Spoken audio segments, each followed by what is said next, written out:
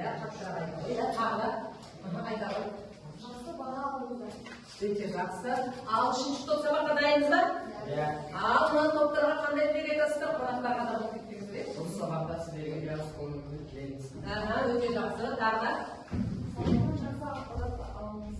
Иә, қонақтарға Сіздерге де жақсы көңіл. өте жақсы. Рахмет балалар.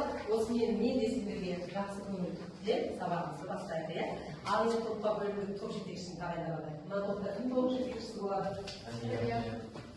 Топ жетекшісін бағалап, әлемнің солының атын жазып, балаларын жасаймыз сосын. Мына топта кім топ жетекшісі болады? Ал сіздерде кім топ жетекшісі болады? Топ жетекші топтарыңызды аттарын жазып, топтарыңызды аттарын жазыңыздар. Өте жақсы балалар, енді сонымен сабақты бастайық. Рамила қазір қай сабақ? Қай сабақ қазір? Иә, қазақ тілі сабағы өте жақсы. Иә, қазақ тілі Қазақстан Республикасының мемлекеттік тілі деп қай жерде жарияланған? Қай жерде жазылған? Иә, ата заңында айтылған өте жақсы. Қазақстан Республикасы тәуелсіз мемлекет дейміз, иә? Қазақстан Республикасының нышандары қандай? Рәміздеріміз қандай? Иә, айта ғой. Әнұран, елтаңба және ту. Өте жақсы, өте жақсы. Қазір өткен сабақта қандай тақырып өтіп едік? Иә, айта ғой. Туған жері туылды. Өте жақсы, сондай тақырыпты өткен болатынбыз, иә. Сонымен қатар балалар біз үлкен бір бөлімді аяқтаған болатынбыз, иә. Қандай бөлімді аяқтадық? Мәңгілік ел бөлімін аяқтадық, иә. Бүгін үлкен бөлімге басқалдырмыз. Сондықтан өткен сабағымызды еске түсіріп алайық, иә. Ал қазір бастайды, бірінші топтан бастайық, иә. Ал кім келеді? Әлде кім келеді? Ал келе ғой. Мейлі, келе ғой. Кездеп ашып, айтады, иә. Иә. Құмыла сөйлеудің неше түрі бар? Құмыла сөйлеудің үш түрі бар. Сауалға, сабақта сауал. Өте жақсы. Қай? Жауап.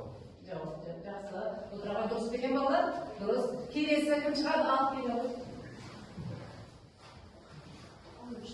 10-шы яшы тақтарыңыздар, иә. Қазақстан Республикасы қай жылы тәуелсіздігін алды? Қазақстан Республикасы 1991 жылы 16 желтоқсанда тәуелсіздігін алды. Қай жауап? Өте жақсы. Жақсы. Ары қарай келе ғой. Бірінші яшты қояған тұрғанымыз, иә? Өзің әлбет қайсы? 97 екінші жыл, иә? Қай жауап? Жоқ, белгілі. Жақсы, отыра орнына. Так, неге биіктігі 97 метр дейміз балалар? Тәуелсіздігін айтады. Өйткені 1997 жылы Астана қаласы бөлінді. Өте жақсы. Астана қаласы бөлінді. Сондықтан оның символы болды. Ал айтпауы нешінші яш? Нешінші? Төртінші яшты. Ал? Мәңгілік ел қақпасы қай жылы қай қалада бой көтерді? Мәңгілік ел қақпасы 2011 жылы Астана қаласында бой көтерді. Қай жауап? Бір жауап. Ал енді балалар мен сұрақ қойып жүрейін, мәңгілік ел дегенді тарихта қай жерде кездесіз бе? Бұрынғы сабақтарда. Иә, қай жерде кездесіз? Орхон Енисей кітабында. Орхон Енисей жазбаларында, иә? Иә. Орхон Енисей жазбаларында қай ғасырға тәуелді еді? Қай ғасырға? Иә, 13-ші қатырақ айта берді, 13-ші ғасырда. Бара, ал айта болып келе ғой. 5-ші яш. Иә, аша ғой. Әнұранның авторлары кім? Әнұранның авторлары Шадаман Уәлиханов, Нұрсұлтан Назарбаев, және Шамшық Қалдаяқов. Бір жауап. Тұра. Жаңа қандай айтты балалар? Шадаман Уәлиханов деп айтып қалды, иә? Жарай жақсы, кішкене қателігі болды, алып жаса ғой. Жақсы. Қазір бағалаған кезде топ жетекшісі соны кетпеңіздер, жарай ма? Ал келе. Тудың авторы кім? Тудың авторы Шәкен Ниязбеков. С жауабы. Өте жақсы, иә? Ал ту туралы 2026 жылғы жаңалық бұл не жаңалық болып еді? Біздің ту әлемдегі әлемдік ту деп қай жерде айтылып еді? Иә, сондай порталда сондай жарияланған болатын, иә? Сол сияқты балалар біздің елтаңбада 20 ең керемет үздік елтаңбалар қатарына қосылып жатыр екен. Әлі ол жүріп жатыр. Ал келесі, ал келе ғой. Екінші яш. Ешінші яш, иә? Елтаңбаның авторлары кім? Yetkililerin avtoları, Sultanlar Valikanov және Жандарбек Бөлтебек. Қай жауап? Bir cevap. Жақсы. Өте жақсы отыра ғой. Радмила, сіздер үй тапсырмасын дайындайсыздар қазір, ал келесі тағы да кім? Айта үшінші яшы, не? Басайын. Көптің жалғаларын, көптің жалғалары, Мысалы? балалар. Қай жауап? Сіз жауап. Жақсы. Ал кім қалды? Ал келе болсын. 13 yaş. Benim en avtoları kimdir? Benim en avtoları Анықтап қара. sözü Nursultan Nazarbayev, әні Бекболат Төлеухан. Жақсы. Алды алайда осы жерде тұрып айтып 12 yaş. 12 yaşı ал. Ruhani жаңғыру деген не? Ruhani жаңғыру жан дүниесінің дүниенің жаңғыру. Өте жақсы. Ал айтып 9 yaşı ал. Мәңгілік қандай мағына білдіреді? Мәңгілік тәуелсіз ел мағына білдіреді. Тәуелсіз ел қандай жыл? Жыл. Дал көрейік. Жақсы. Ал енді айта ғой. 83 yaş. Сол 8 қалды ғой енді. Bazı sektörün жалғауларын көрсетеді. Bazı sektörün жалғаулары ғария, қария, нәне, айя. Мысалы? Балаға. Балаға қай жоқ? А. Жауап. Жақсы, топ жетекшілер балаларымыздың, топтарымыздағы балалардың бағалауын ойлайық. Ал енді бір нәрсені ақылдасып алайық, қандай балық жүйемен бағалаймыз? Балық жүйемен бағалаймыз, не істейміз? Оң балық жүйемен бағалаймыз. Жақсы, оң балық жүйемен балаларымызды бағалап шығыңыздар.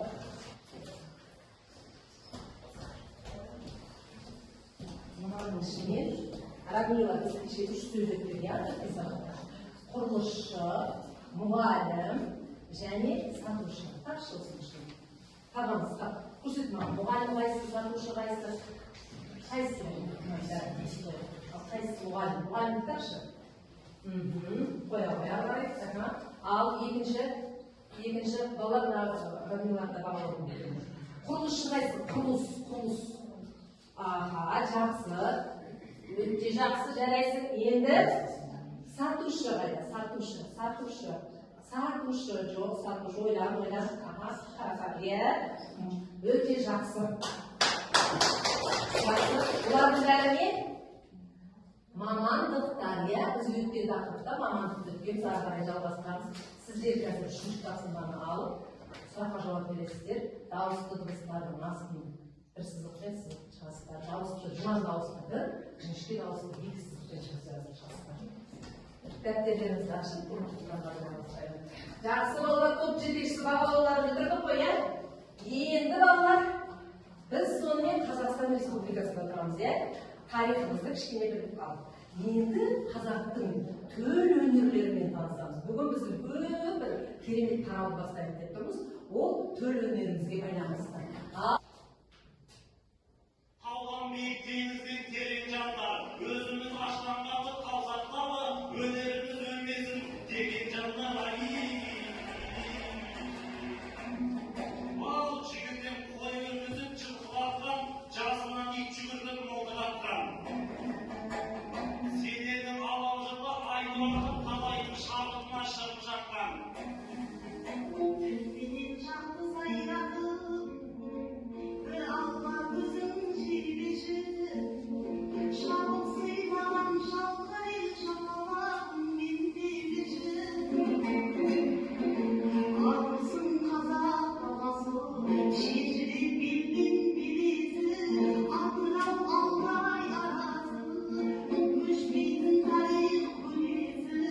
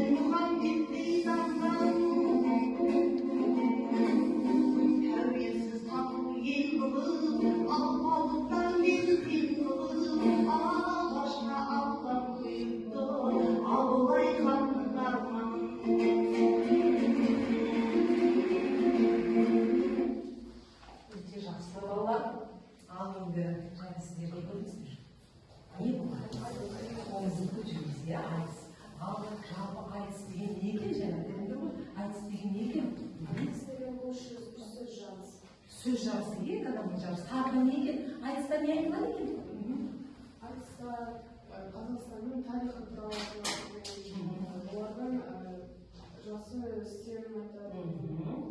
Жақсы, иә. Ал мына айтыста не туралы айтылды? Жалпы жаңа тыңдадыңдар ғой. Не туралы айтылды, иә? Бұл айтыста тарих туралы айтылды. Алаш партиясының азаматтары туралы айтылды, өте жақсы. Тағы да не туралы айтылды? Жақсы. Ең соңында не деп айтты? Ең соңында. Соңында қалай болды, иә? Ең соңында осы жерді бізге сақтап берген жерді бізде сақтайық. Иә, осы жерде тату тәтті бәріміз бір үйдің баласына өсірейік деп айтты. Өте жақсы. Ал ендеше міне біз бойымызды бөлістік. Енді сіздерге бір сұрақ. Енді біздің тақырыбымыз бөліміз айтысқа байланысты екен. Қазіргі біздің сабақтың тақырыбын шығаруымыз керек. Мына сіздер бөлінген аттарын ашыңыздар, қараңыздаршы. Иә, сөз жазған, тездеп келді, үшеуін біріктірді. Қандай тақырып шығады, маған шығарып беріңіздер. Тез. Жоқ, бірге ойланбасыңыздаршы, дұрыс па дұрыс емес. Ал қандай тақырып шықты? Айтыңыздаршы, көрсетіңіздер бұларға, иә? Не болды? Оқиыншы. Айтыс асқақ өнер екен. Біздің бүгінгі тақырыбымыз айтыс асқақ өнер. Жақсы отырады. Айтыс бөлімін бастаймыз. Соның ішіндегі тақырыбымыз айтыс асқақ өнер. Бүгінгі күнді жазамыз. Қашамыз дәптерімізді. Ашып, бүгінгі күнді жазамыз. Оқулықтарымыздағы жаза беріңіздер, қазір айтамын. 164-ші бетті ашамыз. Әрбір сабағымызға біз ең бірінші не істейміз? Кіріспес бұрын жаңа сөздермен танысамыз, иә? Енді қазір жаңа сөздермен танысамыз.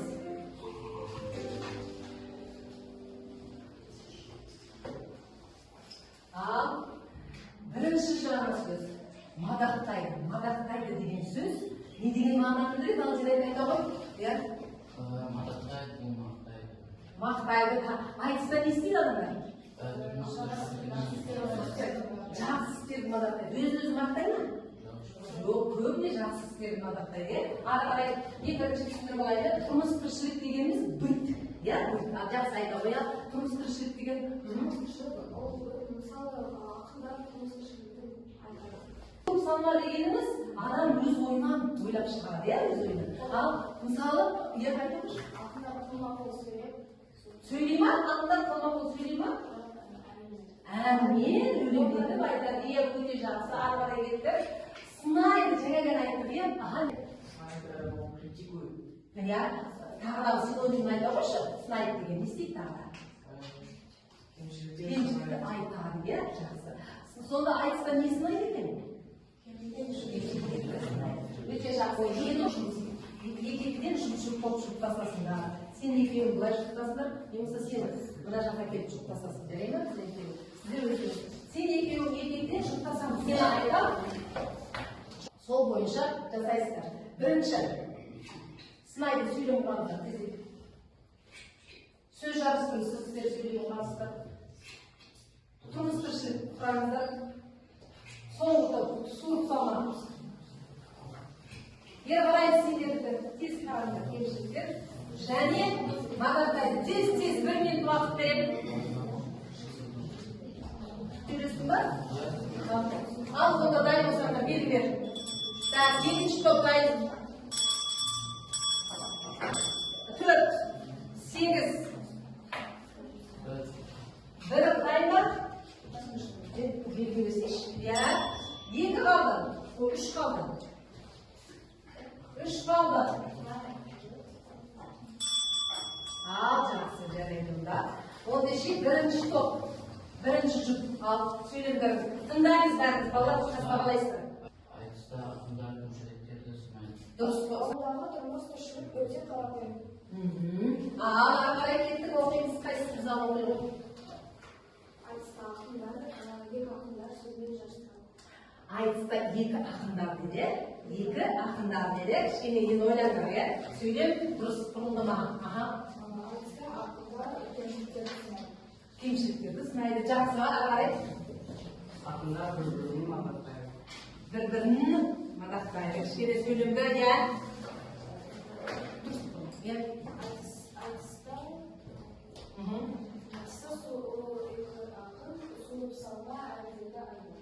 Әндерді айтады деді. Жақсы. Тыңдап отырсыңдар ғой, иә? Ал бірінші жұпты бағалаймыз. Так, бірінші жұпқа бір сары, қалған жасыл. Екінші жұпты бағалаймыз. Екінші жұпты. Жақсы, бәрі жасыл. Үшінші жұпты, жаңа көптік жалғау, екі адамға көптік жалғау айтып жіберді. Бағалаймыз. Кішкене қателік бар екен. Қандай қателік болды? Айтыңдаршы, кім айтады? Ақындарды екі деп алды да, ақындар деп айтты. Дұрыс болмай қалды. Жақсы. Мына топты бағалаймыз. Мына жұпты бағалаймыз жаңа. Иә, бұнда да кішкене кемшілік болып қалды, иә? Бұл жерде де кішкене үшінші сөз дұрыс айтылмай қалды. Ал соңғы жұпты бағалаймыз. Өте жақсы. Жақсы, топ жетекшілер бағалаймыз.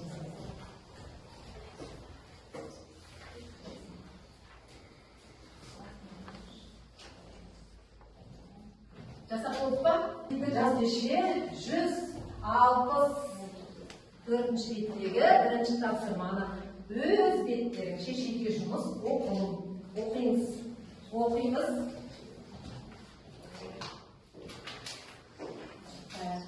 Сіздер оқыңыздар ма?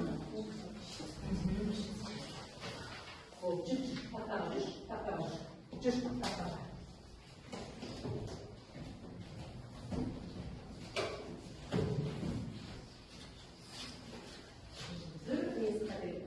Радмила, біз сендермен екеуміз, иә? Мамандық туралы өттік, иә? Қазір қара. Дәрігер не істейді? Дәрігерге апара. Жақсы. Мұғалім қайсың? Мұғалім. О, правильно ответ. Ал аспазшыға жерде сендер оқуды. Өте жақсы. Ал енді басып көріп дұрыс па? Бас. Өте жақсы. Жарайсың. Шапалақтаймыз балым. Өте жақсы. Енді саған мен адасқан әріпкер деген карточка жасасын, жарай ма? Не, Радмила, саған жайлағы жұмысқа, жұмысына жарай ма? И мынау жаңағы екеуміз тапсырмасына екі баға қойылды. Ал бағаға қойылды. Иә? Тез орында. Ал біттік бағалар оқып. Болды, бітсе, енді бері қараймыз. Енді сіздермен 3 сұрақ ойын арқылы осы мәтінді мазмұндап бересіздер. 3 сұрақ ойыны. Бәріміз бері қараймыз. Мен қандай ойын екені, қалай мазмұндайтындарыңызды айтамыз. Кешпек бірінші топтан кім шығады? 3 түрлі сұрақ төңірегінде маған мазмұндап айтып бересіздер. Қандай? Мәтінде қандай деген сұраққа жауап беретін дүниені табамыз. Ары қарай екінші.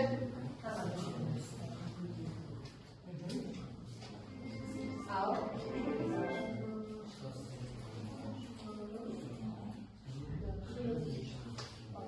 Не? Мәтіндердің ешенінде не деген сұраққа жауап беретін. Жалпы бүкіл сөйлеуге тез талдау жасайсыздар. Сіздердікі енді не қалды? Не туралы? Тездеп. Екі минут уақыт береміз. Иә, 2 минут уақыт береміз. Ал.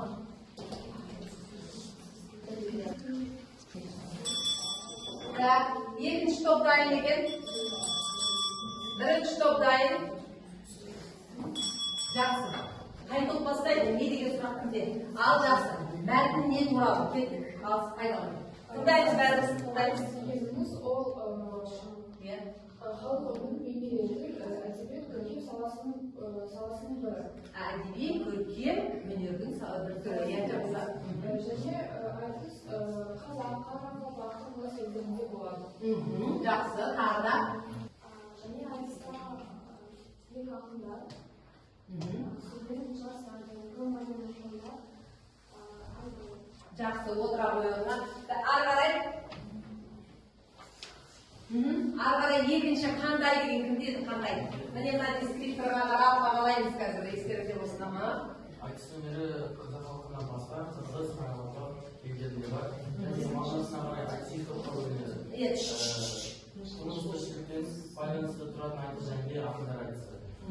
айтысы ол екі ақынның сөз жарыса қатысы.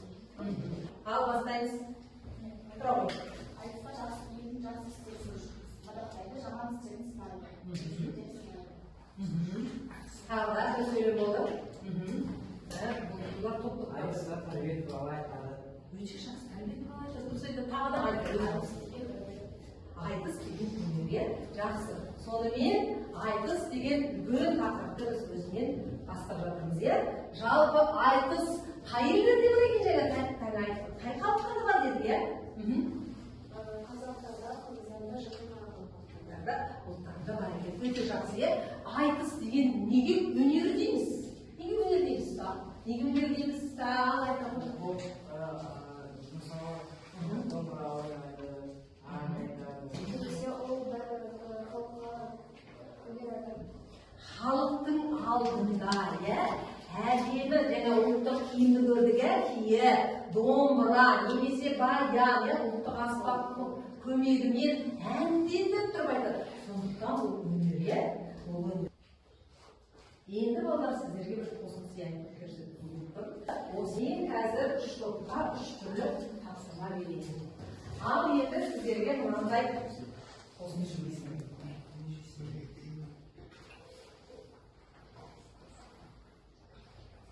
Мына жерге мына екі менің біреуін таңдаңыздар. Сіздерге мынаның ішінде үшінші топ, бірінші топ жүгір тақтаға қол кез ашып жаса, сөйлем жасаймыз.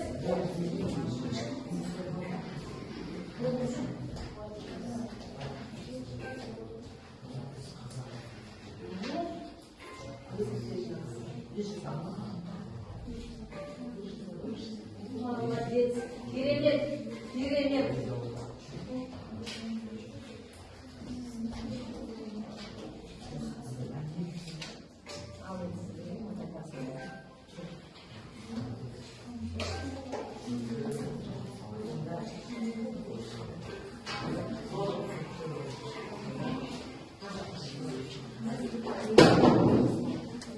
Бірінші топ бітті. Бірінші топ сөйлемдердің жазында тәттерге. Үшінші топ бітті. Екінші топ бітті. Сен бірінші топ бітті. Сөйлемді тәттерге жазды. Осының ішінде балалар жаңа сөзі бар сөйлемді табыңдар.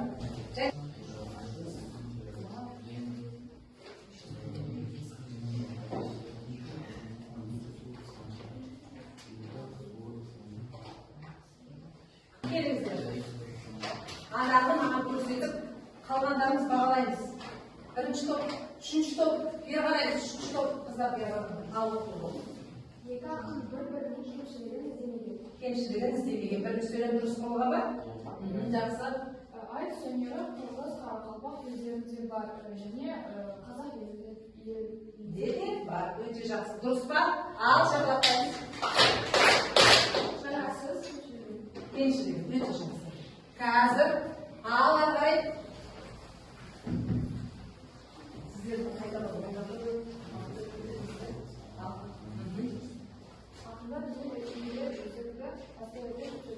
ақындар ел ішіндегі өзекті мәселелерді көтерген дейді, дұрыс па? Дұрыс, иә ағай. айтыстар елдің жақсы істерін мадақтайды. Дұрыс па? Жаңа сөз қайсы? Өте жақсы, бағалаймыз. Балалар бірінші топта дұрыс бағалады. Жазды, өйткені анау дұрыс болмаса, ана жерде шықпай қалады. Сондықтан бірінші топқа да қосылды. Өте жақсы. Ал енді әр топтан жаңа сөзі бар сөйлеммен грамматикалық тапсырма. Келесі. Ал қалғандарымыз тақтада не жазылады, соны көшіреміз. Өйткені сендер мына топтар білмейсіңдер, онда не болады. Мына жерден көшіресіңдер болады сендер.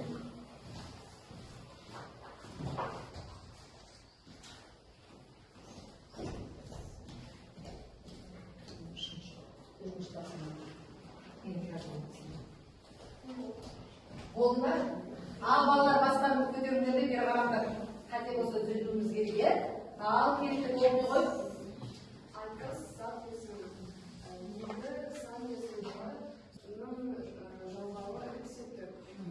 Сөз сапысы, шағыз сапысы, жалғауы, Ал айтамын. айтыста елдің жақсы істері мадақталмақ. Айтыс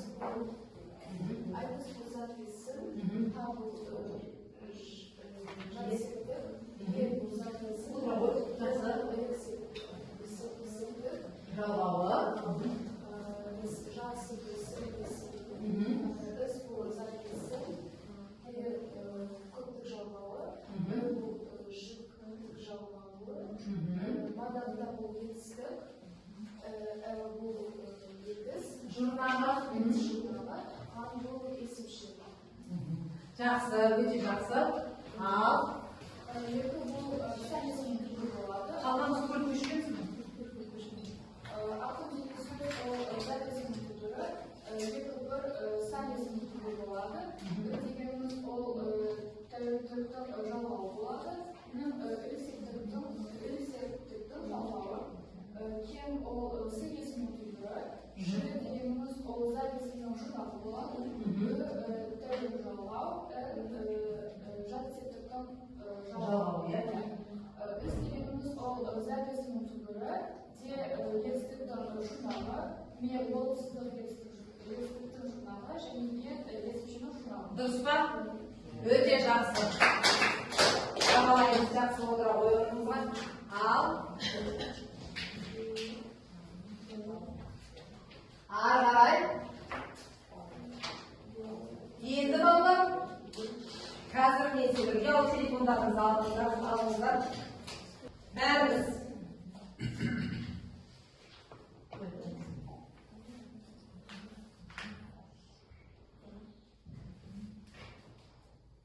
Сіздерге мынандай ұялы телефондарыңызға бекіту, айтыс туралы біраз сұрақтар жіберді. Тез жауап береміздер. Бірден балы шығатып, топ жетекшісіне балын айтамыз.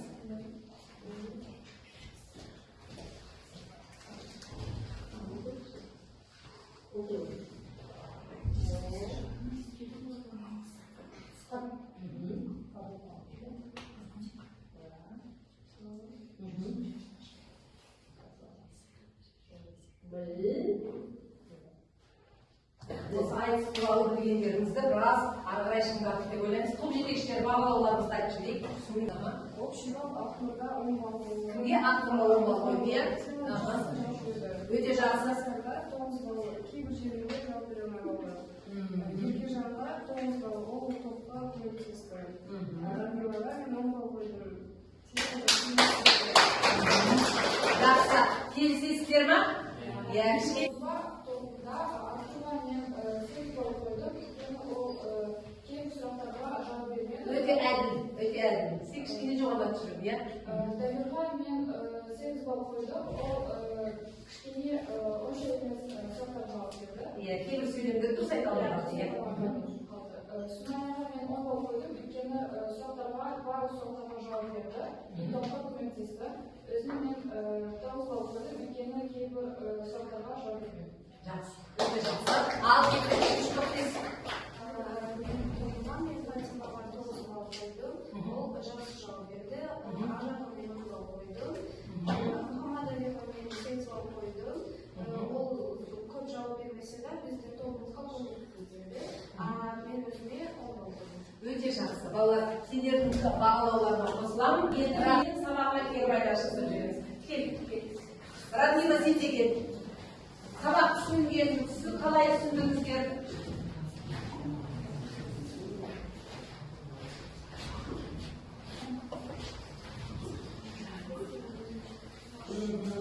Міне көрдіңдер ме? Жаңа айтып қой, кішкене кейбір жерлер түсінбей қалды. Сен қыздар.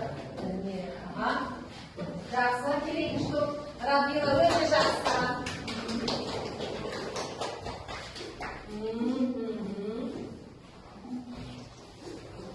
Жақсы, кеттік, телефонда.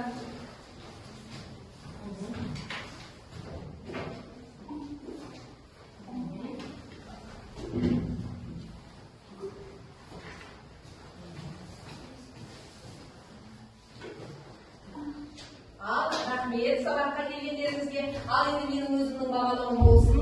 Мына топтарға сіздерге көп рахмет. Топтарыңызды алдыға алып жүрдіңіздер. Топта жақсы жұмыс істедіңіздер. Рахмет. Ал мына жердегі жігіттерге мына екі қызыма көп рахмет. Мына екі жігітті артынан беріп жүрді. Ал сіздерде жалпы топтарыңыз жақсы жұмыс істеді. Сәл кішкене жұмыс істеу керек. Ал жақсы балалар, осымен сабағымыз аяқталды. Бай болыңыздар. Сау болыңыздар. Ал енді мен жеке тапсырманы сіздердің ссылка арқылы жібердім. Мына жерде эссе жазуға мен сіздерге жазған жоқпын. Сен екеуіңе эссе, саған эссе және сен эссе жазасың. Қалғандарына мен сіздің арқылы тапсырмасын жіберемін. Жақсы, рахмет.